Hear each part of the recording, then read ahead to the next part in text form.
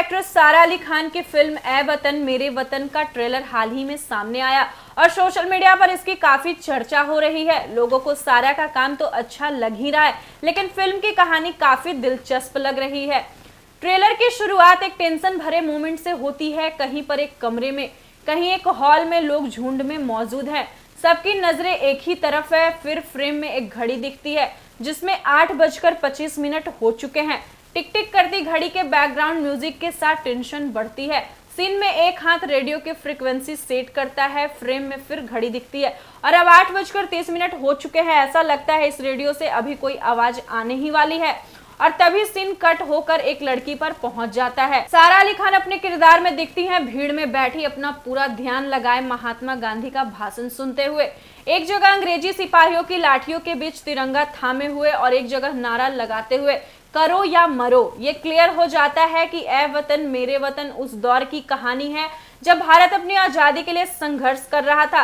मगर फिर आप सोचते हैं कि इस कहानी में ये जो लड़की का किरदार है ये किसका है? स्वतंत्रता संग्राम का हिस्सा रहे अधिकतर बड़े नामों को थोड़ा कम या थोड़ा ज्यादा अपने देश की पब्लिक पहचान ही लेती है, मगर पूरी प्राकृतता उर्फ प्रोबेबिलिटी है कि शायद आपको तुरंत नहीं याद आएगा कि सारा का किरदार किस रियल लाइफ शख्सियत से मेल खाता है। तारीख थी 14 अगस्त 1942। रेडियो का वेवलेंथ 42.34 मीटर पर लोगों ने पहली बार कांग्रेस रेडियो सुना और इस स्टेशन की लोकेशन बताई गई भारत में कहीं से। ये आवाज थी 22 साल की एक लड़की उषा मेहता की, जिनका किरदार ए वतन मेरे वतन में सारा अली खान निभा रही हैं।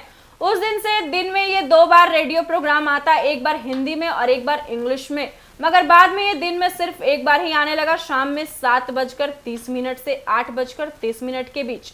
इसमें देशभक्ति के गीत ब्रॉडकास्ट होते, वो खबरें पढ़ी जाती जिन्हें अंग्रेजी सरकार के ऑफिसर सेंसर करके छपने से रोक दिया करते और भारत की आजादी का संग्राम लीड कर रहे नेताओं के ओजस्वी भाषण भी ब्रॉडकास्ट किए जाते।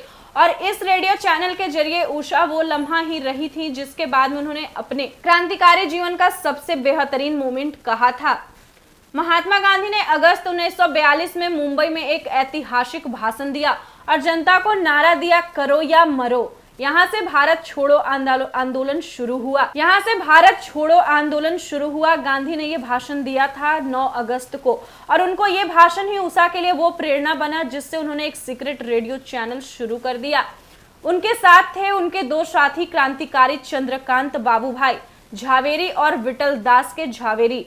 उषा ने नानका मोटवाने को भी साथ लिया, जिनका परिवार एक टेलीफोन कंपनी शिकागो रेडियो चलाता था और एक नए रेडियो ऑपरेटर नरीमन प्रिंटर ने भी इनकी मदद की। कई साल बाद एक इंटरव्यू में उषा ने कहा था उस समय किसी प्रेरणा की जरूरत नहीं पड़ती थी, पूरा माहौल इतना चार्ज था कि कोई ये छूता नहीं था। ब्रिटिश राज में एक जज की बेटी उषा ने बचपन से बच्चों का एक झुंड में आंदोलन का हिस्सा बनना शुरू कर दिया था।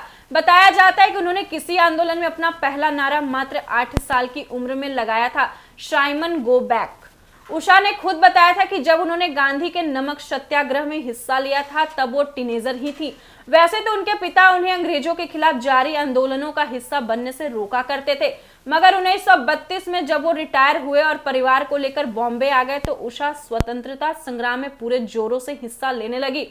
गांधी से प्रेरित उषा मेहता ने ब्रह्मचर्य का व्रत ले लिया था। वो गांधी का ही जीवन फॉलो करती थी और उन्हीं की तरफ सिर्फ खादी पहना करती थी। जब उन्होंने सीक्रेट कांग्रेस रेडियो शुरू किया था तो उनकी उम्र केवल 22 साल थी। उषा का सीक्रेट रेडियो स्टेशन अंग्रेजों के लिए नाक में दम करने वाली चीज बन गया।